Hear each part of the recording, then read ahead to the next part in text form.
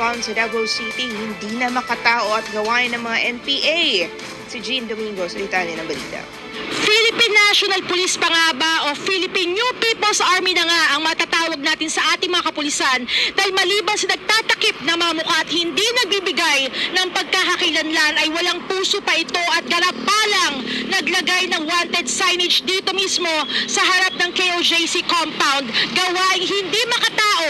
at walang pusong gobyerno.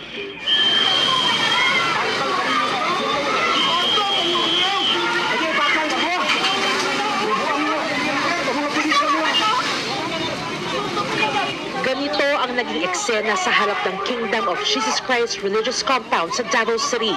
kung saan di mapigilan ang hinagpis ng mga miyembro at misyonary ng KOJC dahil sa ginawang paglagay ng wanted signage ng mga pulis sa harap mismo ng kanilang tinuturing